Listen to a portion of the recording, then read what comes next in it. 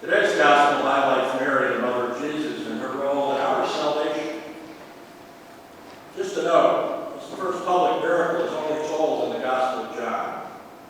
The Gospel of John is all about the divinity of Christ, and miracles were done to demonstrate that Jesus indeed was the Son of God with the power over all things. When we think about the many miracles of Jesus, we naturally put his resurrection at the top of the list. We might also list the raising of Lazarus, showing his divine power over death, or walking on the water, which demonstrates his power over nature, or the driving out of demons with his power over Satan. Many would list the miracle of changing water into wine. I do, because I like the idea that Jesus provided one of my favorite mealtime beverages. But why is this miracle important to us?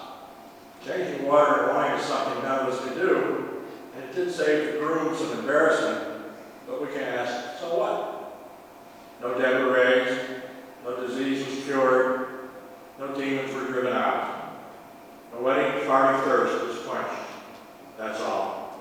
Or was it? The miracle matters because it teaches what should be known greatly to us, the role of Jesus' mother in our salvation. Let me provide the chronology and background of this miracle. Jesus is entering the time of his public ministry. He's just been baptized by John the Baptist and gathered his first 6 apostles. The miracle occurs in Cana, about 4 miles from Nazareth. Jesus and his newly recruited disciples were invited guests. We don't know who's getting married, but it must be someone Jesus' mother knew. Mary was related because she seemed to have a significant role in making sure the food and drink service went well at the reception. Note that the servants followed her instructions to do what her son told them to do. Jewish weddings in the first century were the biggest parties that people could go to. They could last several days. They were important events because they brought 2 families together in the formation of the most basic family unit, a married couple, just as they do today. The responsibility for preparation and providing the meal usually fell on the groom's family. And if one did not plan carefully, you're bound to run out of something. And that's what happened in Cana. They ran out of wine. Mary was made aware of the wine shortage. She went to her son and said, "They have no more wine." From Jesus' response, we can see she was doing more than just reporting a fact. His response is, "What do you expect me to do?" What did she expect him to do? Gather his new recruits, go out to the nearest vineyard and get more wine? Mary instead took Jesus' rebuke in stride. She did not turn away and reject it. She tells you what to do. She tells them, whatever my son tells you to do, and they listen. The key point is, not only did the servants listen, but Jesus listened and responded to her intercession. Enter the 6 stone jars. They were there for the purification room, cleansing the hands before eating. Jesus tells the servants to fill them to the top. They would have been 20 to 30 gallons each.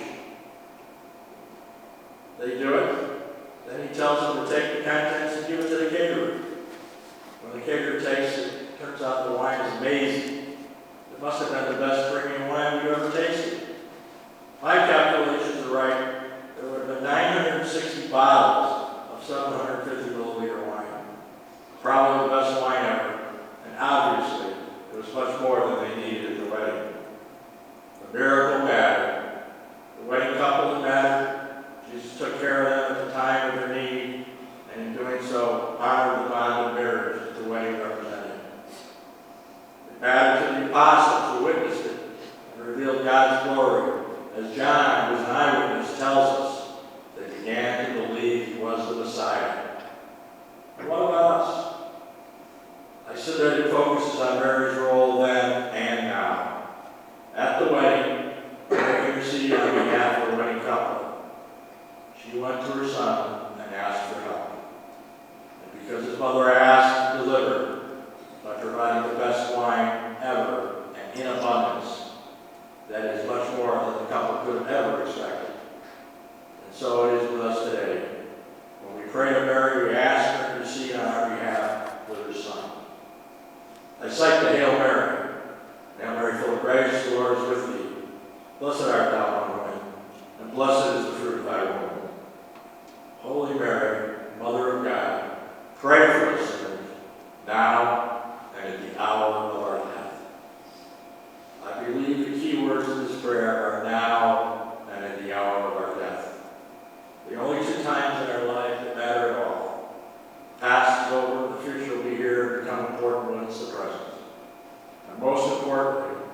sure could use the Blessed Mother's intercession on our behalf at the hour of our death.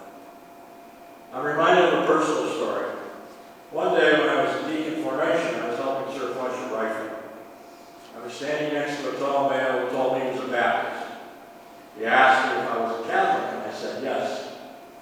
He then asked me if I could explain why Catholics worship Mary. I told him we don't worship Mary. I asked him if he knew about the wedding feast in Cana. He said, sure. Well, I said, just like the wedding feast, when Mary asked Jesus to help with the wine shortage, we Catholics asked Mary to intercede with her son, just like she did in Cana. He said, wow, that's pretty fantastic. I never heard it like that before, and now it makes sense. I also told him when I was a teenager, would like a favor from my father, like borrowing a family car. I found it most beneficial if I asked my mother to be my advocate. In this way, I usually got what I was seeking. So I submit